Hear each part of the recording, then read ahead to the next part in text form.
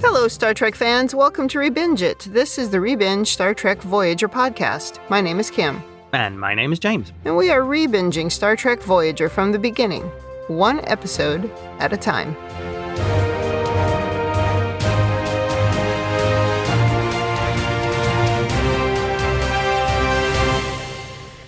Welcome back to the podcast. Today, we are on Season 4, Episode 20, Vis-a-Vis. This episode aired April 8th, 1998. Before we talk about this one, anything to say about last week's episode, which was The Killing Game Part 2? No, it was perfect. Every Star Trek has to have its Nazis. And then we move on. Yeah. I'm sure it's not the last we're going to see of the Hirogen. No, it is not. Well, you have the notes this week. Yes, I do. Different aliens. Very different story. And a same Tom. Except he's not called Bobby and in uniform this time. Right. We open on the holodeck, again, with Tom working on a 1969 Chevy Camaro, as he calls it a classic muscle car. And let's be honest, is there anything more boomer than a 1960s muscle car? Yeah, it's pretty boomery. The doctor appears to question why Tom missed his training appointment in sickbay, complaining that Tom is not taking the responsibility seriously. The doctor is not very impressed with Tom's car, describing it as having medieval safety restraints and an internal combustion system producing lethal levels of carbon monoxide. I mean, it's a holographic car, so I don't think it's emitting carbon monoxide. Yeah, couldn't you get it to fix that? Yeah, I think the safety protocols would stop that. Tom promises the doctor he'll go to sickbay soon, as he says, but the moment the doctor leaves, Janeway calls Tom to the bridge. On the bridge, they're picking up spatial distortions, which Harry describes as if space is folding in on itself. Her ship materializes, and Tom thinks it's using coaxial warp drive. I think that's the first time we've heard that. A hypothetical propulsion system that can fold the fabric of space, allowing a ship to travel huge distances instantaneously. And it gets cable channels. Oh, because it's on coax, yeah. Yeah. The alien ship's warp drive is overloading, and Tom points out a coaxial drive explosion would collapse space for a radius of 1 billion kilometers. And as Janeway orders Red Alert, we go into the opening credits. Why are we still trying to force Tom to be a medic? He hates it and is just constantly complaining about it. I don't get it. Like, just pick somebody else then. Somebody who wouldn't be such a jerk about it. That's a good point, but they'd probably have to bring in a new member of the cast then. Well, yeah. What about Harry? Yeah, he doesn't seem to be doing much. Just pick somebody else. I don't know. And what's the reason? He was like a field medic or something? I think he'd had that training, but how useful is that with a fully equipped sickbay and somebody who is motivated to learn? That would be the question. Yeah. I think they'd be better off just trying to teach the computer than trying to teach Tom. Get B'Elanna working on duplicating the holoprogram. But when Harry tried to create one from scratch, it didn't work very well. But yeah, maybe they can duplicate the one they have. Oh, that would be funny. But they'd probably have some excuse like there wasn't enough computing power. But you can run a whole giant Nazi simulation, but not a second doctor. Yeah. Or storage, or I don't know what, yeah. But he's not just whining about that. I guess he's also whining about his main job, so there's probably no stopping him from whining. Kim, you might have hit on the theme of the episode. Yeah. Back from the titles and into an effects shot of the small ship, which is still having problems as there's a glowing aura around it. They can't beam the pilot out, the core is breaching, and they can't hail it. So it's not going very well so far. Tom has the idea of using a symmetric warp field to stabilize the small ship's core. He apparently took advanced subspace geometry at Starfleet Academy, the one course he actually paid attention to. Tuvok, the Downer, warns it could cause a collision with Voyager, but Janeway approves it, and Tom, through some skillful flying, manages to save the ship, and its warp core powers down. They finally receive a hail, and on screen, an alien informs them his ship is damaged. They beam him aboard, and he's very friendly and very thankful for the rescue, explaining he's a test pilot and he pushed the ship's engine to its limits. Janeway is very accommodating and offers to repair his ship. This guy is actually quite pleasant, so you know there must be something wrong if they're in the Delta Quadrant. Yeah, you know he's hiding something. Off to Chakotay, calling Tom into his office, and Tom asks for a change of pace. He wants to help the alien, who's called Steth, to repair his ship. Chakotay brings up how Tom hasn't shown up for training from the doctor and asks if anything is wrong. Tom, weirdly, immediately gets quite defensive. Yeah, he's very defensive in this entire episode, but here's where it starts. Yeah. Chakotay pushes a little further, asking if there was something on his mind, noting Tom's heart just doesn't seem to be in his work, describing him as preoccupied. I would describe him as a malcontent. Tom just repeats that he needs a change of pace. Chakotay does remind him that he turned his life around on Voyager, and he'd hate to see him ruin it. Tom, almost begrudgingly, asks to report to sickbay, but with very little enthusiasm. But in the end, Chakotay does assign Tom to help repair Steth's ship. I assume you have some leadership in the future here, Kim. I don't know, was he off the mark? I mean, he's acting like a malcontent. He's not really, or he's doing the bare minimum, right? That's what he says. Yeah. So maybe he's thinking with a change of scenery, it'll help sort of revitalize him. But, I don't think that works normally, especially like as a permanent shift. It might make him excited about something for a few seconds, but there's still something underneath this that's going on. And if he's finding his job to just be like a slog, he's never going to get better. It's like we have to talk about it and find something else maybe for him to do. But he's not the kind of Starfleet officer we're used to. I'd say that's a valid observation. A large part of Tom is he's stuck here. He's not here by choice. Yes, he's turned his life around and he isn't what he was in the Alpha Quadrant. But that doesn't necessarily mean he's suddenly going to embrace Starfleet principles and be the next Mars O'Brien. Yeah. I guess that's true. And I would think Chakotay, maybe as a better people manager, would want to dig into this because Tom's reaction was really negative. As soon as he started pushing. To me, that would be sending up red flags. Yeah, when somebody gets super defensive, they're pretty much always hiding something. They're either hiding it from themselves or they're hiding it from you. And I think at the very least, I would have asked him to sit down and try to maybe have a lighter conversation for a bit until he loosened up and wanted to talk about it. Just sending him off to do something else is not going to solve the problem. Yeah. But then again, Chakotay does have 160, although they lost a lot last week. 140 people left on the ship to deal with. And, one malcontent whiner might just be over the edge for him. Yeah, but a bridge crew member. So a pretty important one. Yeah. I don't know. They've got another pilot. There's a guy sitting in Tom's seat. Operating the helm. So they've got a backup. I think they're okay. But I guess that's what they're trying to tell us with Tom. That's why he continues to be a malcontent, because he was never the Starfleet person.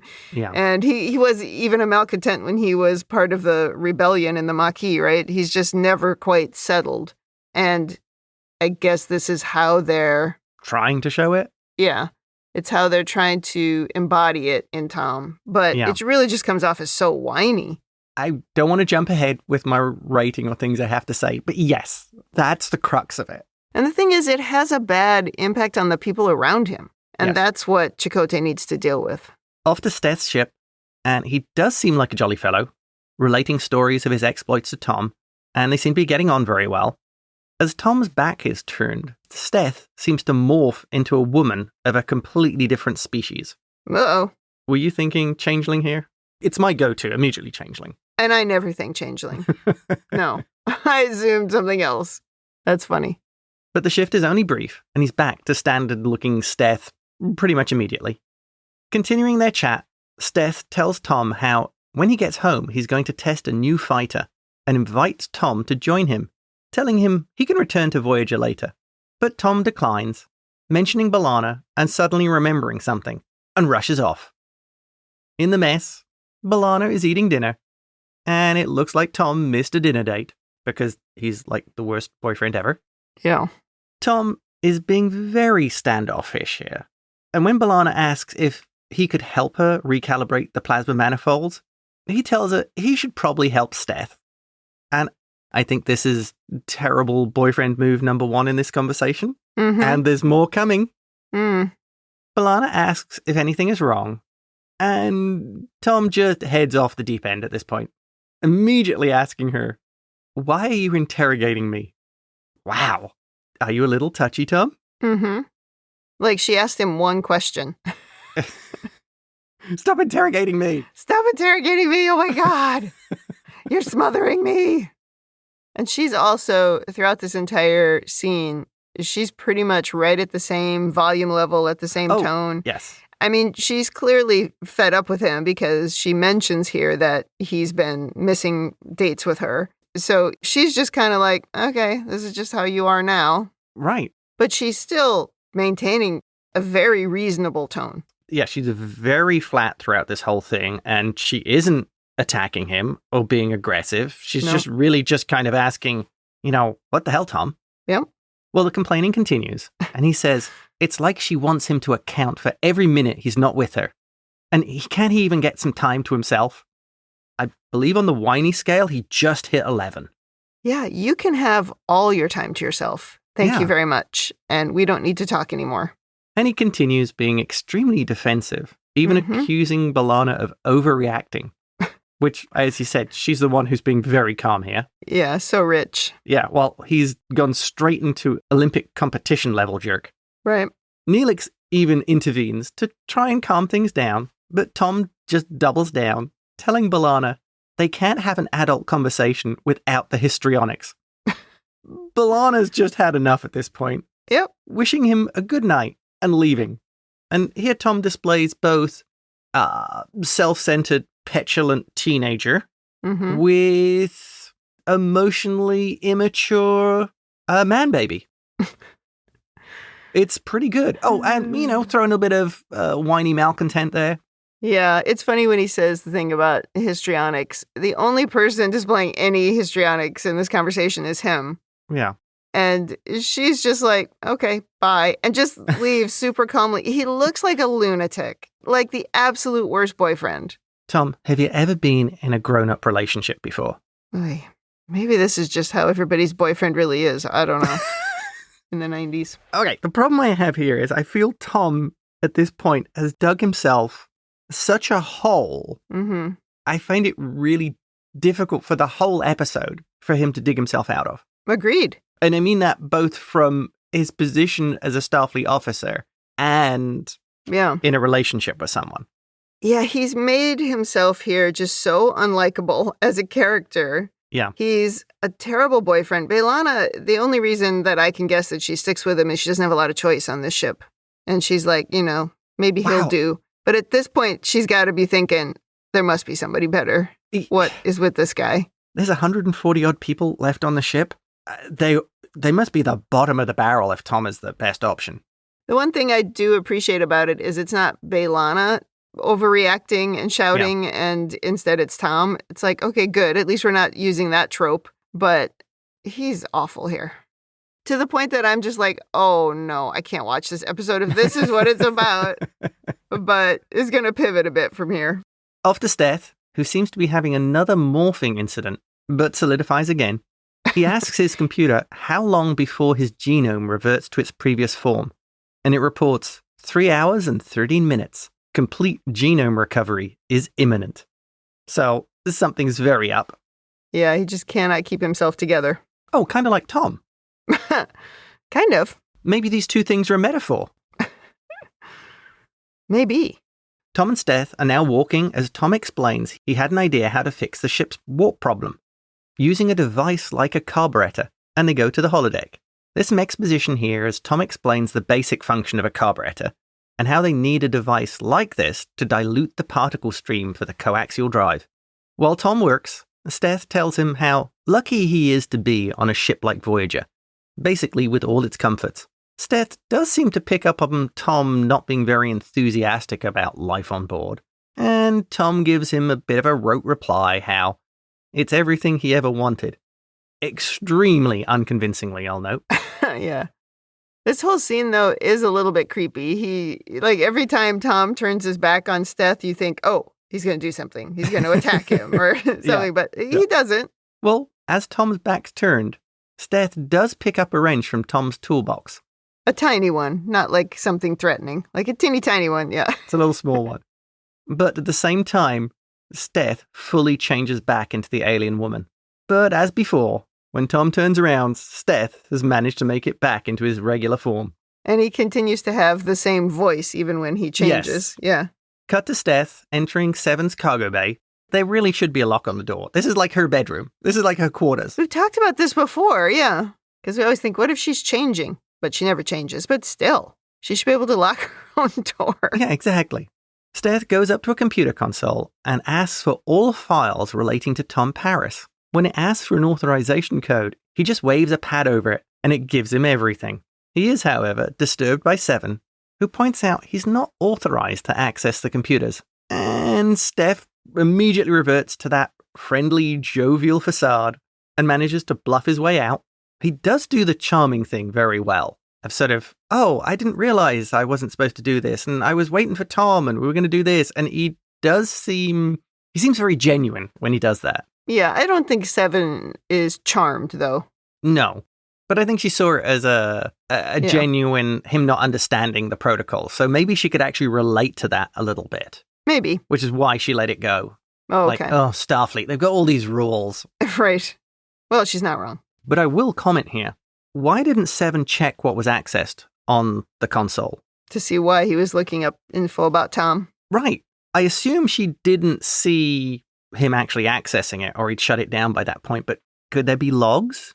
On top of that, shouldn't this be something to report up the chain of command to Tuvok?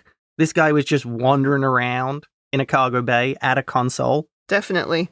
It seems like something security would probably want to know about. Like, why doesn't this guy also have a chaperone? He's an unknown alien, and you're letting him wander around the ship unguarded. Yeah, that's in my notes.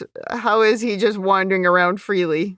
Next thing you know, Cam, there will be subspace shunts stuffed onto every open Ethernet port on that ship. Oh, geez. We're back on Deep Space Nine. On Steph's ship. Okay. Off the Steph's ship. And that's really hard to say, Steph's ship. Well, because Steph is a weird name. It doesn't roll off the tongue. No, it doesn't. On the dude's ship, Tom reports everything is looking good, and he finds his missing box wrench. Steph tells him he needed it for an experiment, and really creepily walks right up to Tom, like really close. Really close. And they do that a lot of times in Star Trek, I guess because of the aspect ratio that they're recording in.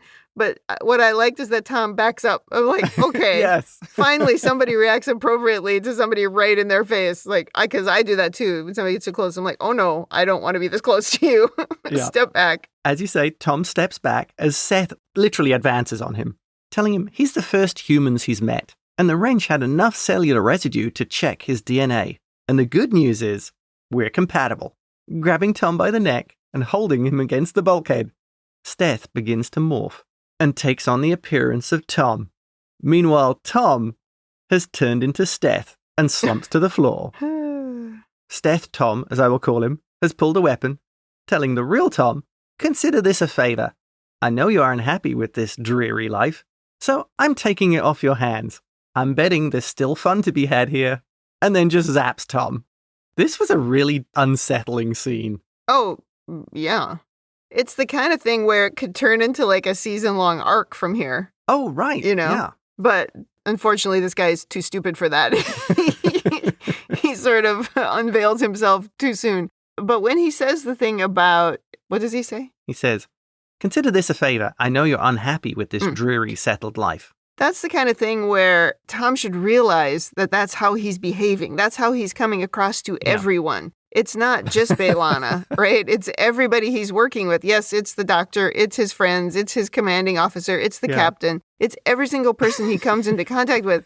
It's like, I can tell you're miserable. Yeah, this alien rocks up, is there for 2 days, and is like, yeah, Tom, you are an unhappy camper. And because of that, this is what's happened to him. This guy's like, well, you don't even want to be here, so I'll do it. So that jumps into overanalysis. So do you think that's why he targeted Tom? Because Tom would be the best individual to swap places with? Because any oddities in his behavior, like he didn't know something, or he missed an appointment, or anything like that, could be excused by, oh, it's Tom just being a dick. Well, I think that's what we're supposed to think. Yeah. But realistically, he only had a couple of hours. He didn't have time to build another relationship with someone else to get close enough to them. So he was able to do the test on Tom's DNA to make sure they were compatible. So I do think it was more convenient. Yeah. where Tom was. Yeah. It just happened to also help him that Tom wasn't malcontent. Yeah. Because he's like, oh, well, people would be used to you being weird anyway, so that'll make my life easier. This guy is weird. It'll work perfectly. Yeah. And also, everybody's mad at you, so they're not going to come after you. I assume that's what he's thinking. Yeah. So thinking about that, it could give Seth more time to learn how to pretend to be Tom. Right. Because people would be leaving him alone. Right. And he Nice, really yeah. just needs some time to figure out, can he be on the ship for an extended period, or does he need to find somebody else to swap with? Cut to the Voyager bridge as Tom enters and Harry reports Seth's ship is powering its engine. And on view screen, we see it jump away. Taking the helm, Tom says, I'm just really going to miss that guy. The irony being, nobody's going to miss Tom. Into the mess hall, and Chakotay asks Tom to install Seth's technology on a shuttle. And Seth Tom replies, he's sure he can. Mm-hmm. But he's got to report to the doctor in sickbay first. And we go into what must be a big problem for Seth, as he doesn't actually know his way around Voyager and has to look up on a map where sickbay is. I mean, he can't ask the computer how to get there, or, to like walk him there or something. Yeah. He's using a map on the wall like it's a shopping mall in the 90s. Oh, yes. It's like a mall map. Yes. Yeah. Like, the maps now are interactive. And there's a thing in the mall here where it will actually point you in the direction and, get you going. But this one's funny. Plus, you could ask the computer and you could cover for it, because you could say to the computer, what is the most efficient way for me to get to sickbay from here? Right. And then you could say, if anybody questioned you, like Harry, because Harry appears here and says, have you forgotten how to get to sickbay? He could just reply and say, no, I was wanting to see whether it was easier to go down to deck 5 and across, or whether I should just carry down this hallway. You could make an excuse up. Totally. Yeah. But he does run into Harry, and he bluffs his way out of not knowing where sickbay is or looking at the map. And he also bluffs his way through Tom promising to make a set of golf clubs for Harry and actually having no idea about this. Or even they had a golf outing planned. Right. So Seth proves here he is able to think on his feet pretty well. He can bluff his way out of trouble. Yeah, you'd have to be pretty good at that. Yeah. Seth Tom finally arrives in sickbay, and this actually is quite amusing as he immediately demonstrates he has no idea how to use any of the medical equipment. Yeah, he can't even get the tricorder to work. And very skillfully, he's figured out the way to get around the doctor is pandering to his ego, describing him as a medical genius and relating how he tries to live up to the doctor's standards. The doctor, of course, is totally taken in by all of this, describing Tom as having an inferiority complex and gives Tom the rest of the day off. I thought the doctor was supposed to, or was going to purge the psychologist's subroutines after the retrospect debacle. Yep, that's what I had written down too. It's like he's back to diagnosing psychological symptoms again. But also it's funny that what's the cure to an inferiority complex? Oh, take the day off. Take the rest of the day off, yeah. But it's also funny at the beginning of this scene when Tom arrives and the doctor is like, oh, you're early, so I guess my talk to Chakotay helped. He thinks that he really has solved this problem in so many ways. Yeah. I think I really like the idea, though, of Seth figuring out you can appeal to this hologram by puffing its ego. Yep. We go to B'Elanna entering her quarters, in which Tom is practicing his golf putting. So Seth Tom has been learning golf. B'Elanna is initially quite irritated, but Seth Tom is a lot more charming than real Tom, and he apologizes. Yes. And she softens her attitude, and they kiss. And I do like here how they pretty much shoot all of B'Elanna's shots as like chest high and up. Yep. Can't show the pregnant stomach. Yes. Also, the jacket she's wearing, that like loose jacket, is really cool because she has like a front pocket full of tools. Are they tools? Or, I mean, they look like maybe they're little insignias or something. Are they tools? They're tools. Okay. Sure. They're obviously chief engineer tools. Right. Miles O'Brien never did that. But you only need them if you're pregnant, because as soon as she doesn't have this jacket on anymore, there will be no tools. This scene is weird. She's at first annoyed when she finds him playing golf in her quarters, and he's just like, well, can't I play golf in here? And she said, no. Like, we just had a big fight. I don't want to talk to you ever again. Why are you doing this here and not in your own quarters? Yeah. Yeah, I don't know. She forgave him way quicker than I think she should Well, I have. think because this Tom is a lot more charming. Yeah, sure. It's like he has menopause with the ups and downs. Oh my God. That's what I kept thinking. I forgot one thing I need to say in this scene. I totally forgot. Yes. Something that he says in this scene I did find super annoying. He says that he talked to Steth and he told him that we were having problems. As B'Elanna, she should have said, we weren't having problems. You were being a problem. Did you talk to him about that? That would be more accurate, yes. Please dump this loser. Off to real Tom, who's on the coaxial warp ship as he wakes. Watching cable. Every time you say coaxial, I'm just like, we're watching cable TV. Well, Tom finds he's in somewhere called the Catawba Expanse. Unfortunately, he's locked out of the folding drive on the ship, and we get a great space shot of 2 Benthan guard ships surrounding Tom's vessel, telling him they're taking him into custody, and we do not negotiate with thieves. And they've got him in a tractor beam. Yeah, this guy's made friends all over the place. Yeah, clearly. I will say these ships are really pretty cool looking. Oh, They yeah. have a very organic feel. There's lots of curves, and there doesn't seem to be any straight lines on them. They're very cool looking and quite different from the sort of ships we typically see. And when they move off, we see that they're very insectoid looking. They look like they're based on some kind of insect. Right. Back from the ad break, and into a space shot of a third ship turning up, firing on the Benthans, driving them away. Now, this ship is really cool looking. It kind of looks like a manta ray. Yeah, I guess it does. That's cool. A woman beams aboard, phaser drawn, and we see she's the person Steth was morphing into earlier. Right. And we learn she's the real Steth, telling Tom, that's my body, I want it back. Tom just says, bear with me for a second. We have more in common than you think. She also must be like, I don't want to shoot my own body. No, you really wouldn't, would you? No. Back to Voyager, orbiting a blue-hued planet, and B'Elanna is meeting Tom in a transporter room where he's called her away, telling her it was an emergency or something. He tries to convince her to spend the day on the 4th planet of the Kendra system, which they're in, as he's found an amazing beach and wants to head off to spend the day there. Initially, B'Elanna thinks he's kidding, and then realizes he's serious, asking, do you know how much trouble we'd get in? And I'm just going to point out, Mariner would totally go along with this plan. Yep. In fact, I think she'd actually probably figure out a way to make this an actual away mission. Yeah, she would have made a whole plan. I already miss Mariner and Boimler, No. although Tendi is my favourite still. Steth Tom is being very flippant, and when B'Elanna tells him she has responsibilities, he now gets really angry, grabbing her and shouting, he doesn't care. He then grabs her by her face and says, you're a real disappointment to me, and just storms out. That was so upsetting when he grabbed her face. I was like, oh no, that's not good. And it must be so confusing to B'Elanna. Yeah. As a Klingon, don't you think she would have decked him for that? Yes. I'm disappointed she didn't. Off to Tom in the mess hall, and he appears to be having a beer. And from the empty glasses on the table, several beers. Yes.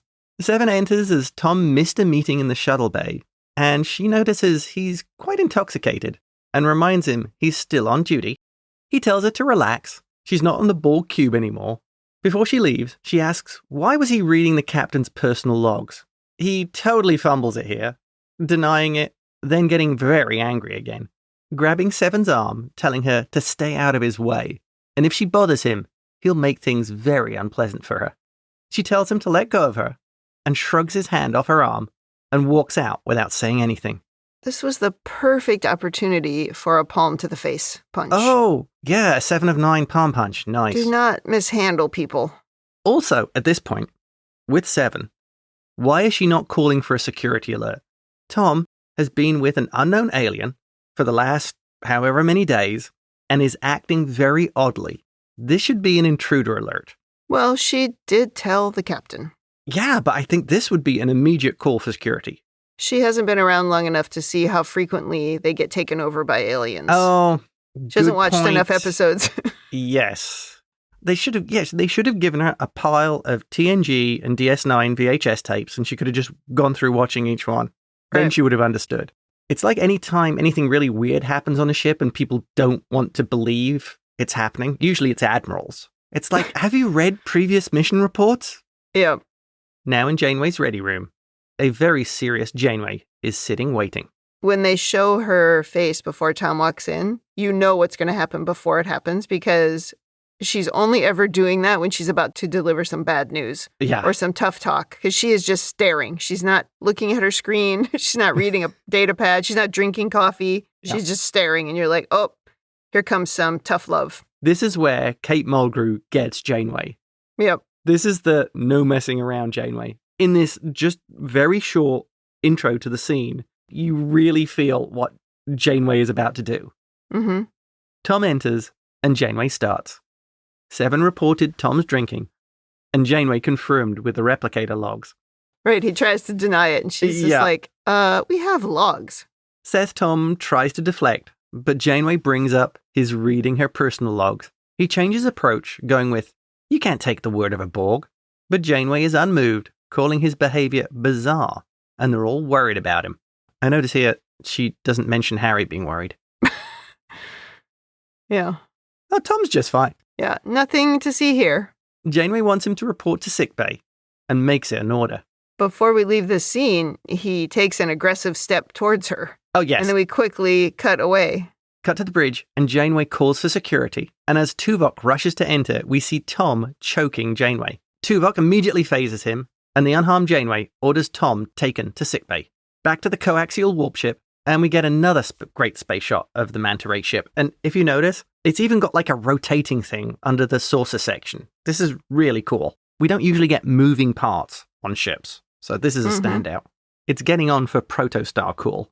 The alien woman and Tom are getting the ship ready to fly, and he's managed to override all the lockout commands. She tells Tom the alien is capable of selective DNA exchange, absorbing new DNA and depositing its current genetic material into its victims. Yuck. Yeah, it just sounds dirty. And a funny segue from the purity of the Germans in the last episode. Oh, yeah. Back to Voyager and a captain's log. The doctor has found a second DNA pattern in Tom's blood, possibly a genetic virus. He's running more scans, but Janeway is called to the bridge. The coaxial ship is back. Do you think they got the jump coordinates the first time, or were they just jumping around for a while trying to find Voyager? I assume Tom knew where they were going. Oh. So. And the ship hadn't gone that far away. Right. Okay. On view screen, Tom, now a Seth, tells Janeway he's actually Tom, and they're dealing with an alien that's an identity thief. Janeway doesn't seem convinced, telling Chakotay, keep him in a tractor beam, she's heading to sickbay. But instead, we see Janeway enter a shuttle, and she just phases Seven. Harry reports an unauthorized shuttle launch has taken place, with the captain on board. Chakotay hails Tom, who looks like Seth, to figure out just what's going on, and he manages to convince Chakotay that it's really him, and the alien may have switched bodies with Janeway, and he lets Tom go after the shuttle. Now, Steth Janeway shoots at the coaxial ship and mocks them a little, telling them it's time to move on, and to send his best regards to B'Elanna, chuckling smugly. Yeah, watching Janeway do that is pretty funny. Janeway makes a good villain. Yeah, oh yeah. The shuttle begins to power up its coaxial drive, but Tom figures out how to disable its engines, firing a chromoelectric pulse, which interferes with the carburetor thing he built onto the ship. Right. And we see the shuttle power down. Tom sarcastically hails the alien, asking if it still has his box wrench, as carburetors are a pain to fix. Back to Voyager, and the Doctor has figured out how to return everyone to their own bodies. Magically. In probably one of the greatest hand waves of all time. We're all good. Everything's fixed. Yeah. Real Steth is back in his own body, and thanks the Doctor. He's going to take the alien back to Bentha and see if he can find the real owner of the body they're wearing. The Doctor brings up they have no idea how long it's been doing this, but Steth tells them he'll do everything he can to find everyone the alien has violated. Meanwhile, the DNA stealer seems pretty unrepentant of its actions. Yep. Back to the holodeck and Tom's garage. He's showing his car to B'Elanna. He's kind of apologizing to her, as it's his attempt to let her into his life She's quite funny, saying, so she means almost as much to him as his camera O. Not quite getting the pronunciation correct. Tom does describe the car as in mint condition, which is interesting because it's not a real car and it's on the holodeck, so it could literally be in any condition you wanted. Yep. They seem to reconcile and they kiss while sitting in the car. The end. Did that make you think of that Dilbert strip where he says, don't mention the laptop? Oh, absolutely. Yes. The girlfriend says, you love that computer more than me. And he's like, no, I don't. Don't mention the laptop. Don't mention the laptop. It's very funny. Oh, I think you might have hit the nail on the head there. Mm-hmm. Maybe this is my own overanalysis, but I don't understand why we're just going to act like what he did earlier, what he said earlier was fine. We're not going to talk about that? No. He said sorry. It's like an abuser.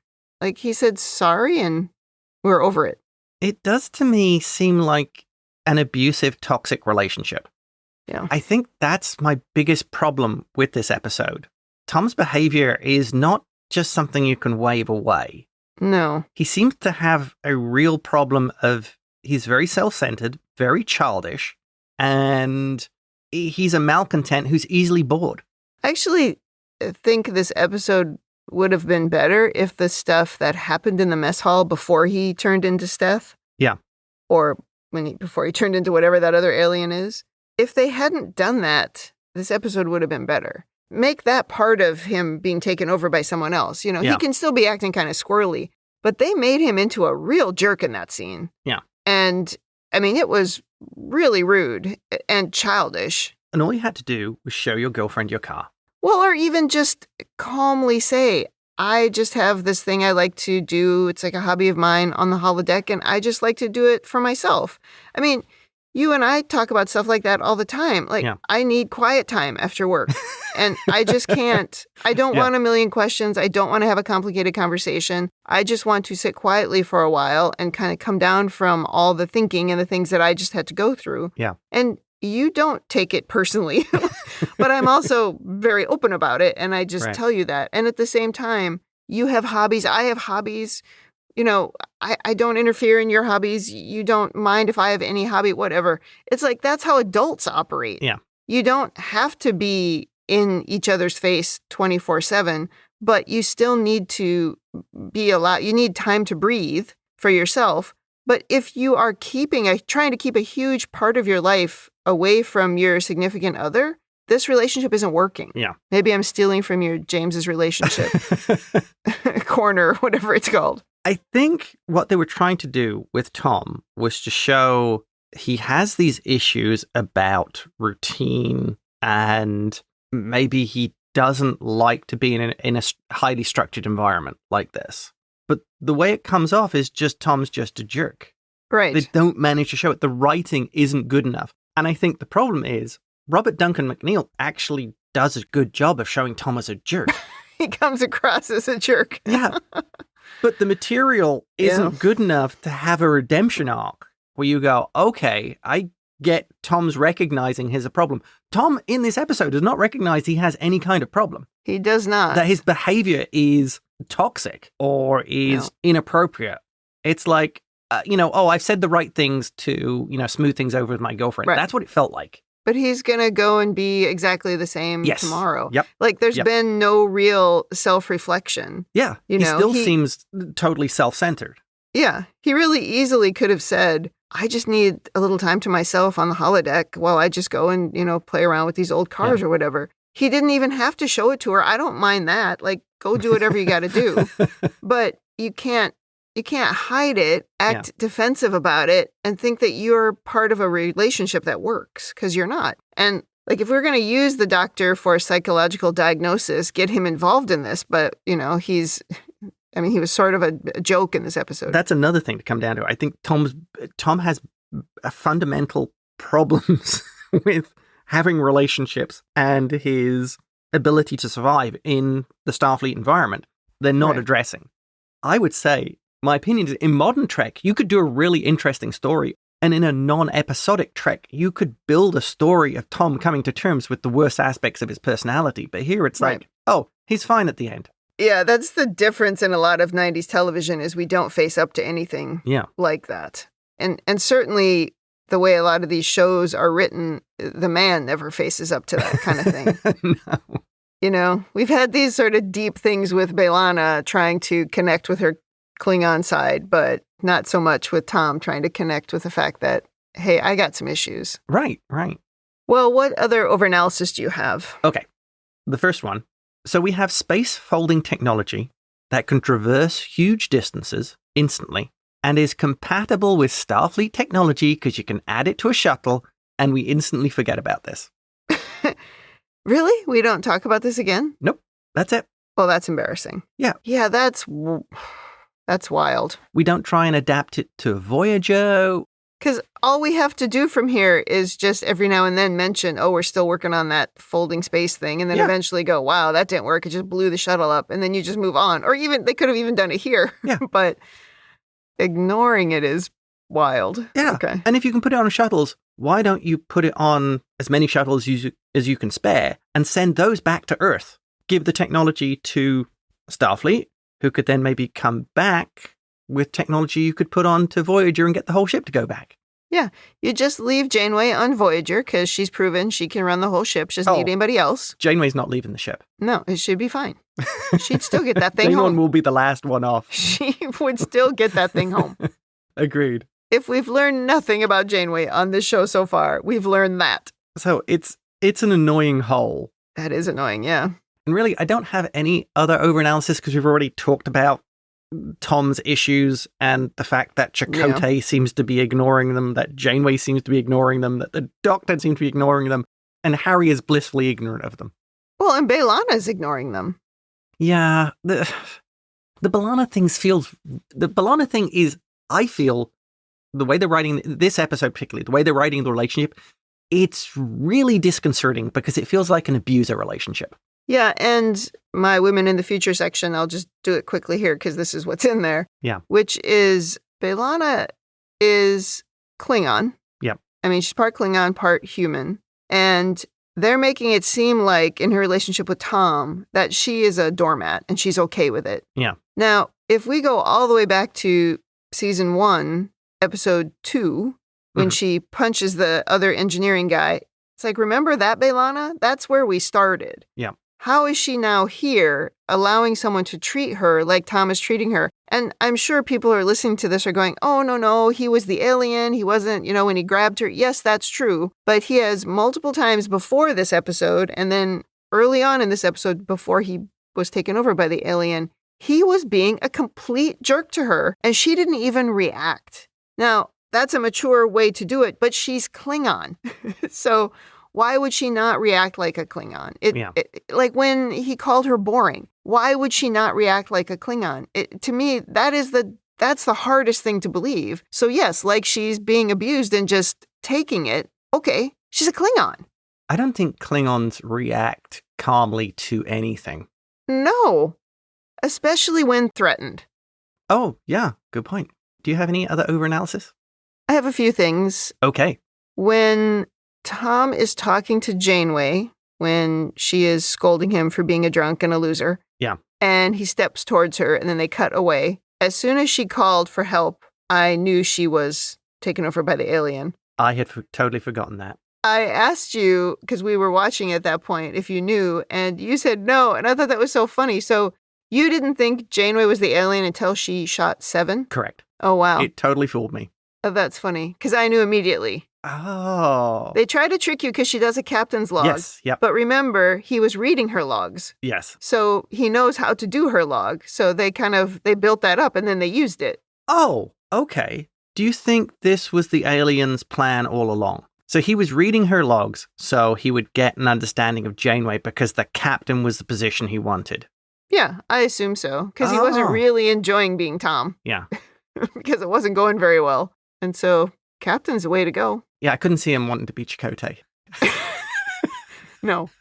And it would have been harder to disappear as Harry because Harry is a very competent engineer. Oh, that's true. So it would have been tough to disappear if he didn't feel qualified to do that. But maybe he's like Dal in Prodigy, where he's like, Captain, called it. Oh, he thinks that's the easy job. Yeah. Turns out that's the worst job. It's like managing people when they think, oh, now I'm in charge. No, manager, worst job. It's just so much worse. Nice. That just struck me as funny because I never see stuff that you don't see in stories. Like you always see the twist before I do. I did think it was funny that Janeway never mentioned anything at the end about, being in Tom's body. We didn't hear anything about that. We didn't hear any negatives about the body swapping or any details about it. Yeah. I did find that sort of funny. And then, of course, we did total hand wave. Everything's fixed. Everybody's back in their own bodies. Oh, I didn't know. My note says, too bad for B'Elanna. She didn't get an upgrade. I didn't even know that I wrote that. That was pretty funny. She's just stuck back with Tom.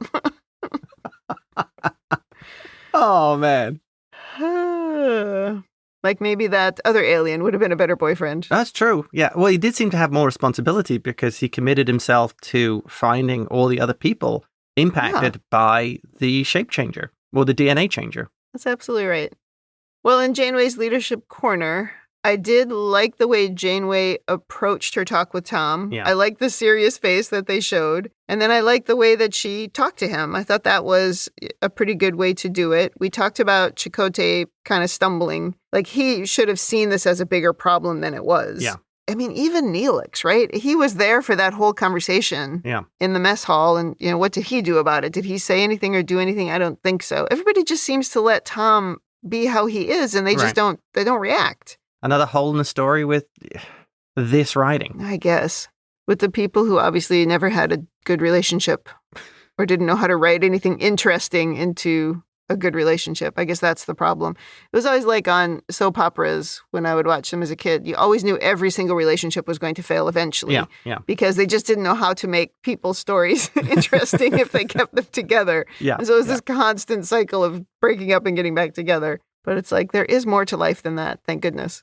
Do you have anything else for James's relationship corner or relationship talk? James's call-in radio show. I don't know what to call it. It needs a name. Star Trek once again showing how not to conduct relationships. Yeah, that's true. See how Tom behaves towards B'Elanna, and don't do that. Right. Was that what Atiba said? He just does the opposite of whatever they show on Star Trek. That's actually good advice, yeah. It's pretty good advice. Well, let's go to rating. Thumbs up, thumbs down, or neutral. What is your rating? Okay, my rating. I find it really difficult to hit on the rating for this because after talking about it with you here, and I've watched it several times, it's kind of a neutral, but there's holes in it. I think the writing is bad. I don't think the irony is I think the performances are great through the episode. Mm-hmm. It's just the story is kind of hokey. It feels rushed, and it's almost like it's a story that would work if you could run it across several episodes and you could have some resolution with Tom's deep-seated problems with his personality. Yeah. But it's at the end, it's a hand wave from everything from the doctors figured out a way to do it. Oh, magic. And Tom, I showed my girlfriend my garage and car. We're all good now. Yeah. I'm going to have to go thumbs down. I think it's just a crappy episode. It's one of those ones that honestly doesn't work. There are ways you could have made this work. I think the concept of the episode is good. I think if you had made Harry the lead character in this, it would have been great. Because you could have had Harry been taken over earlier on and had him behaving oddly. And the reaction of the officers, of everyone else going, what is up with Harry? Before they figure it out. And I think you would have had a much more dramatic episode because it almost felt like halfway through, Tom's just got a little bit more jerky. Yeah. For all those reasons, I can only go with thumbs down. I can't give it a neutral. Yeah, you could have, with Harry, you could have removed the mistreatment of the woman part completely. Yeah. And I do think that changes the dynamic pretty dramatically of this episode if you take that out.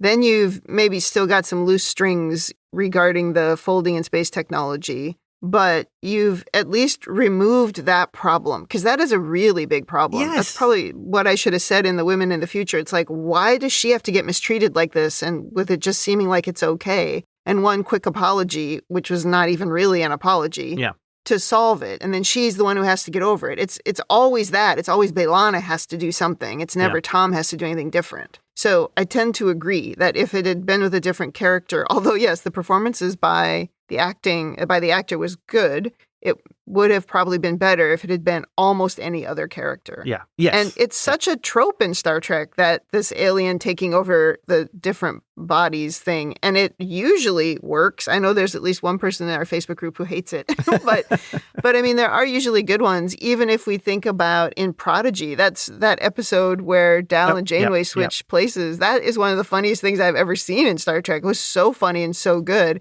but Kate Mulgrew was amazing in it. And then the irony is the Mars O'Brien and Keiko episode where Keiko got taken over by a power wraith. That was a great episode. Yes. Yeah. That was probably one of the best examples of that Star Trek staple. Yeah. There are plenty of good examples of it, really. And, plenty of bad ones apparently, too. I think when I first watched this, and a lot of times the first time through, I'm only halfway paying attention. I'm probably doing something else. I'm probably, exercising or doing something on my iPad or whatever. I'm probably not doom scrolling. I try not to do that. But the first time through, I was like, oh, this is just kind of one of those mediocre, crappy Star Trek episodes. Yeah. But then the second time through, I was like, well, this is actually kind of horrible. That's similar to my experience. Yeah. Why I was like, it's a neutral. And then on my second and subsequent viewings was like, oh. It just doesn't need to be this way. Yeah. I would feel very differently if they hadn't just done the whole thing with B'Elanna. I would have a very different opinion of the episode. So I'm going to follow you to thumbs down. This is crappy. Yeah. And we don't need it. We don't need to watch it again. And moving on. And to go from the high of last week to this is just like, come on. Well, we have to see what next week brings. Yeah, let's hope we get back to some better ones. It's hard to complain. With 26 episodes in a season, there's going to be some crappy ones. Yeah. And this is just one of those crappy ones. It's just a bummer to have it be, let's treat the woman badly. That's just uncalled for. Well, that wraps up Season 4, Episode 20. Come back next week for Episode 21. In the meantime, if you'd like to send us your own overanalysis of this or any episode, or if you just want to say something nice, and we did get some really nice emails this week. It's actually been pretty quiet in our inbox, but we did get some nice ones. And if you want to do that, you can email us at ReBingeIT@gmail.com. Always interested in hearing people's overanalysis, because some of them are quite outlandish and totally up my alley. We do get some good ones. We are also on Instagram, Threads, YouTube, and Blue Sky at ReBingeIT, and you can join the Facebook group, facebook.com/groups/Star Trek TTM podcasts. Thanks for joining us on the ReBinge Star Trek Voyager podcast. That's it for me. And that's it from me.